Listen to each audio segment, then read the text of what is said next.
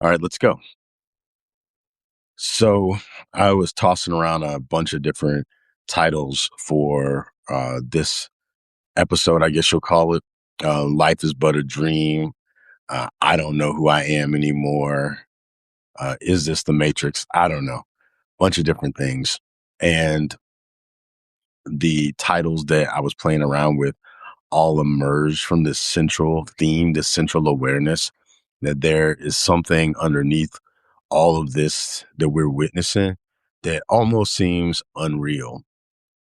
Besides my brother being murdered and the unreality of that, there's a lot of other layers to things that I've been witnessing, that I've been remembering, high notes, just a lot of different things that have been coming up.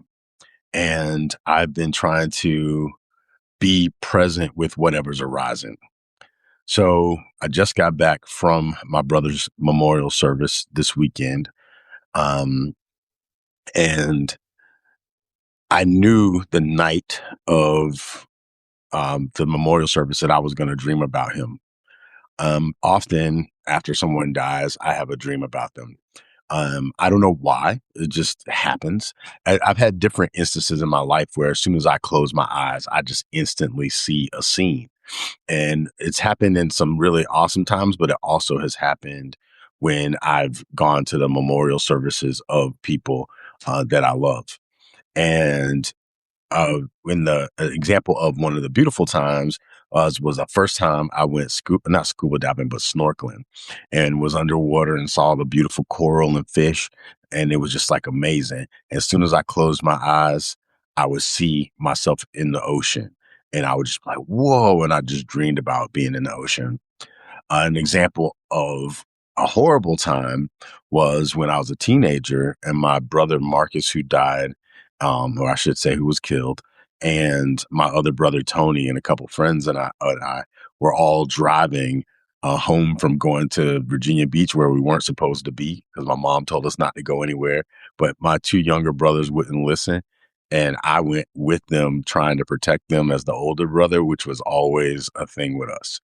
And we went, and on the way home, we got into a car accident, a pretty bad car accident. Everybody survived, but my one of my younger brother's head went through the windshield, and he has still scars to this day. And hi, Margaret. And when we got in our car accident, right before we crashed, everything slowed down, and I could feel like everything was super slow. I was thinking about my whole life.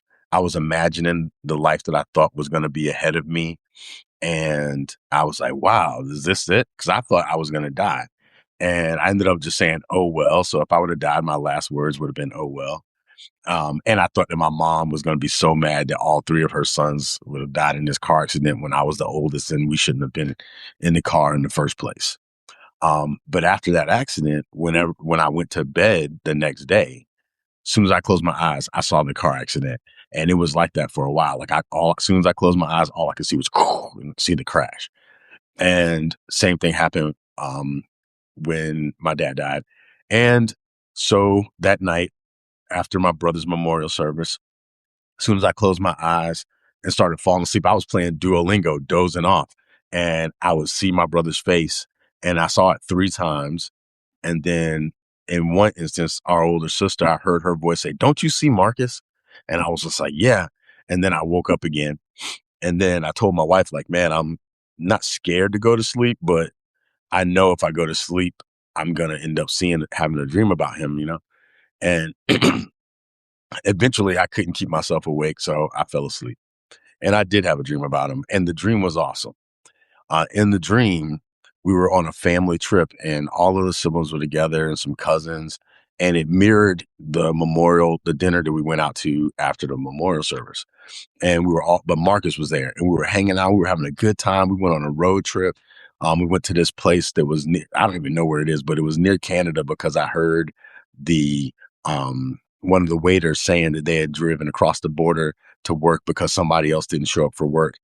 There was a random waiter with a KKK hood that no one realized he was still wearing his KKK hood. That part was random. And then we were just saying, man, we're so glad we did this. We're so glad we did this trip. And we were all just like, just having a really amazing time.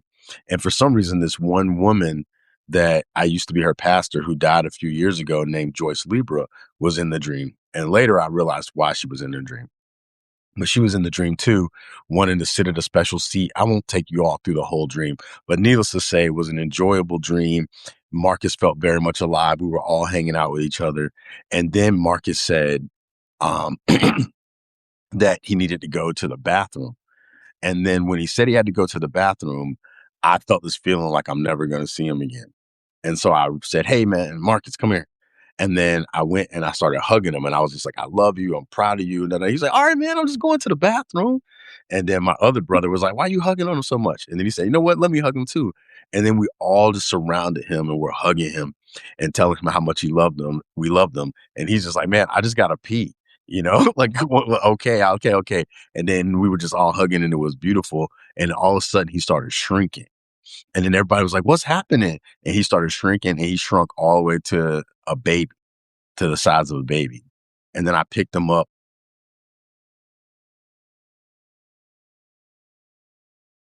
Then I picked him up and I was holding him and he could still talk.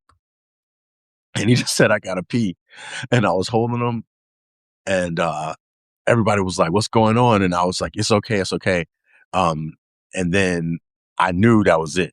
One thing I forgot to mention is when he said he was going to go to the bathroom, I actually got a text from his ex in the dream, and the text said, Marcus is dead.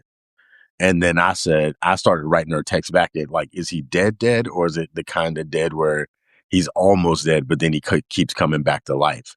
But then I noticed that the word dead was in all caps. And that's why I jumped up and hugged him before he went to the bathroom. And then I just went to take him to the bathroom. Then in real life, I had to go to the bathroom and I woke up. But it was so crazy because it felt like that became the last memory we had together. And the brain is a weird thing, right? It could be making all of this stuff up. Even though it felt so real, it could just be a dream. But then there's these things that where it feel like this whole life is a dream. And I don't want to sound like I'm out of my mind. I am in grief, so maybe I am. But there's just so many things. As I shared in the previous video, I got a sign, if you will, where on my television it said uh, Marcus, Lord of the Pond or something like that, Master of the Pond on my television. While in my mind, I kept feeling like he was in the room. And I was like, dude, if you're in the room, you have to make it super obvious.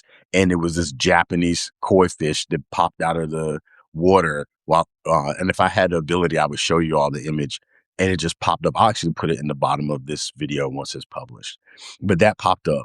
And then after that, the woman that was in my dream was a Japanese professor at CU the only person that was in the dream with my family who didn't belong in the family was this woman who taught Japanese studies at CU, who I did her funeral some years ago.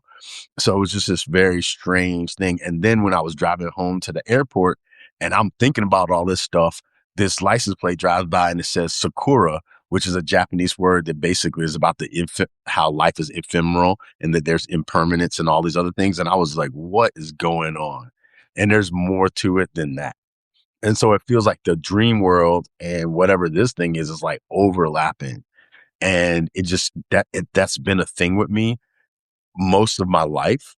But then there's been times where I just wanted to not be that way. I just want to like not feel things like that.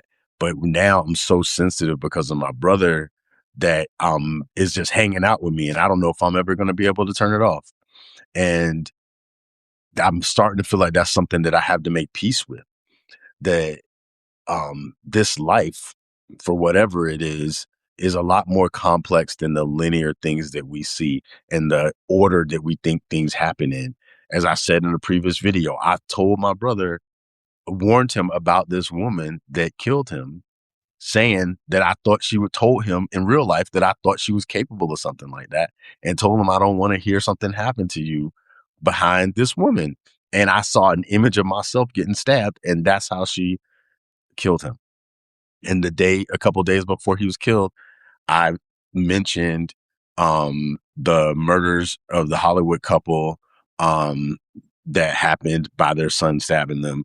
in and I alluded to it in this talk I gave, and talking about the Christmas season. 2 days later, my brother dies the same way, and I'm just it's just a I'm not trying to ramble and get into all those things. What I'm really trying to lean into is like there's something more to this life that is malleable by some forces, and I don't even know what to call it anymore. I could say it's God, I could say it's whatever. I don't even know, honestly. What I do know is that if this life is malleable by the way that we think and the way that we show up and how we are in the world, then that could be a scary thing if we have no control over how we think and we just randomly think whatever and have no mindfulness and no awareness in our emotions. But it also can be a beautiful thing if we are able to project love in all of these things into the moments we're in. And that's something I'm constantly reminding myself right now, because there's so much temptation to hate this woman for killing my brother. But I know that this woman was hurt, and I know that she had problems just like we all do. And obviously, she didn't have a way of managing those problems. And I look at what happened with Renee Nicole Good, and this guy who killed her, he had problems. He was a very weak person, like a very weak person. What can you say about him? It's like, I can't even get mad, as I said, at the woman who killed my brother, because I thought she was that type of person.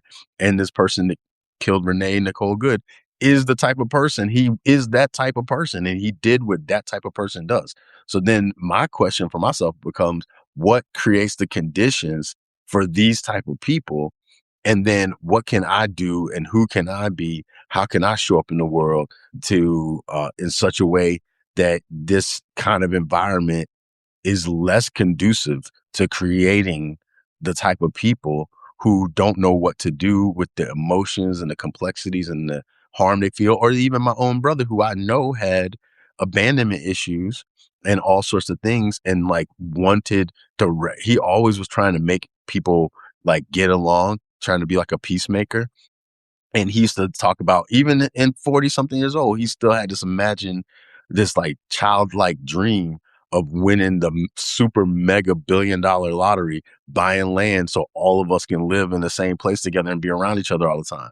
Like, that's like beautiful, but it's something of the child in him that had so much unresolved things, and why he could not be with a person who could just love him. The woman who took care of his funeral and stuff like that, his ex, she took care of everything just like a wife would, when they broke up and he got with somebody who ended up killing him. That's very sad, because he couldn't be with the person who loved him the way that she loved him. He had a hard time doing that because he had unresolved issues from childhood.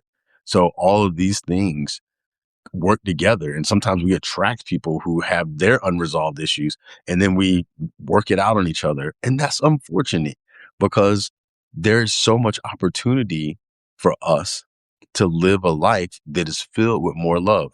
Like right now, I'm wrestling with these things, but I'm choosing to try to come from love, even though I keep sinking, and then I'm trying to come back up, and then I'm sinking, and then I'm trying to come back up. I'm not choosing to get drowned by the things that are coming over me, but a lot is coming over me.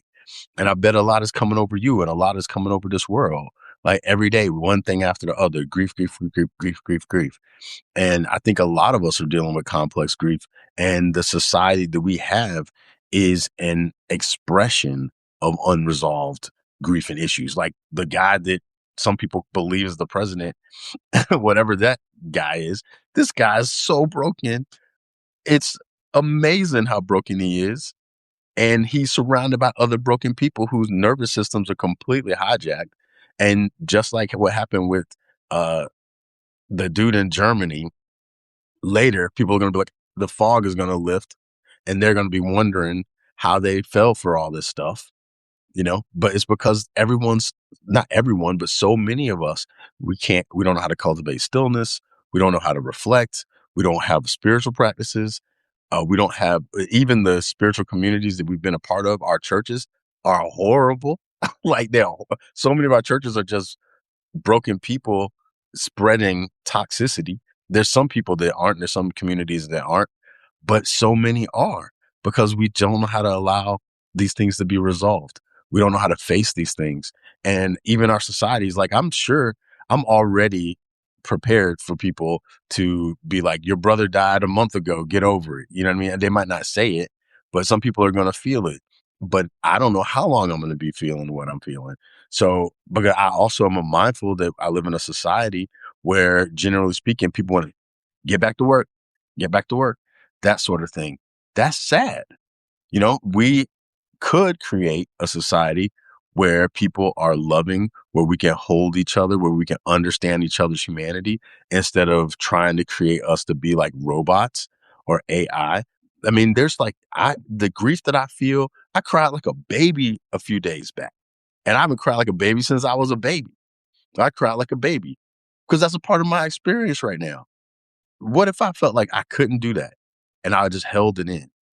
I once wrote a poem where I said that I think bullets are proxy tears, that all these men mostly men who don't know how to cry, store all their tears in bullets and then they release them. That's why they need these automatic rifles and stuff like, because they're just releasing all this pain and tears that they just have stuck inside of them.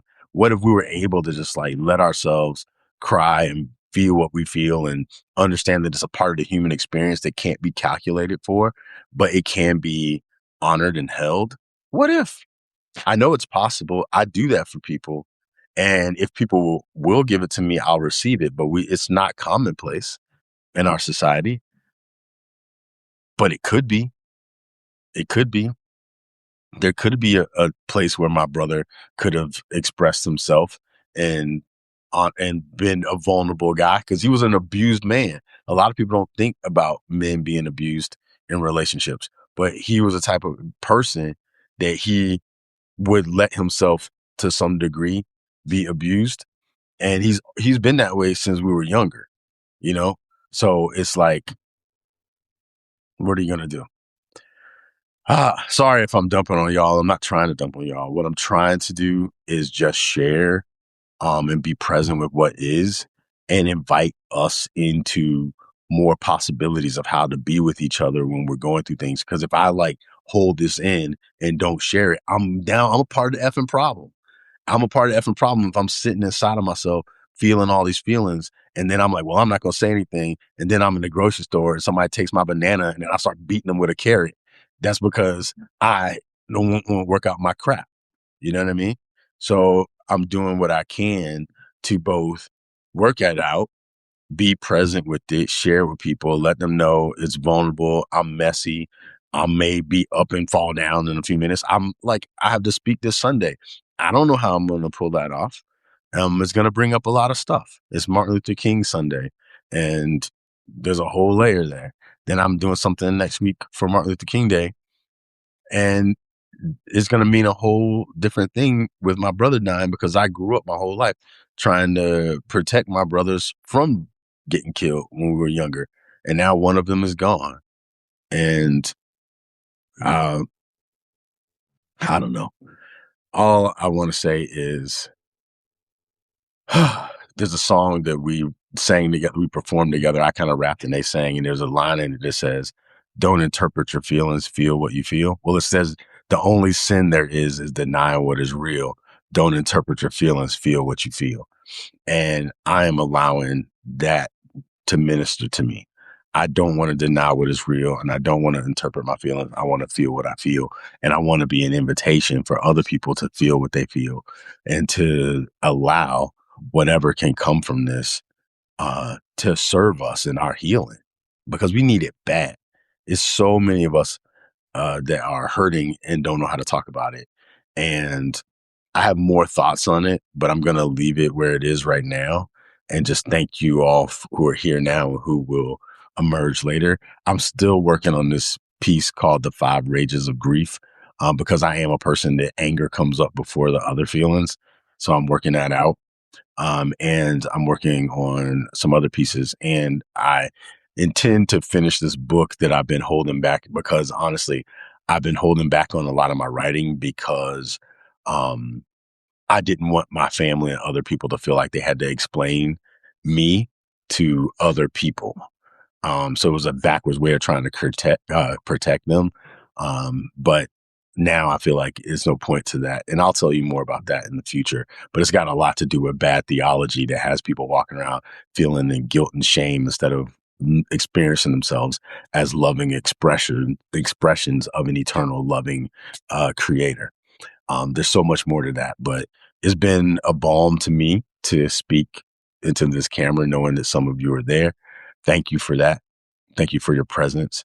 And I hope that it serves you in some way. And if you think it'll serve others, I invite you to share because I would love for us to create new spaces in new places and communities where we can just be who we are, and enough of the hyper masculine freaking toxic BS that is holding us all hostage, because every day we're living in a hostage situation right now. A lot of us are living in a hostage situation and we don't even know how to acknowledge that. And even a lot of the hostages are going along with it because they're fear based. And we can't drive out fear with fear, as MLK said. He said only love can do that. Darkness can't drive out darkness. Only light can do that. Hate can't drive out hate. Only love can do that. So we're going to have to, some of us are going to have to make that choice to love and be light and be courageous, even when those around us are too afraid to do so. And I hope that something that I say or do or be inspires you to show up in your moment, in your light and in your love and in your courage. So that's it for now. Thank you.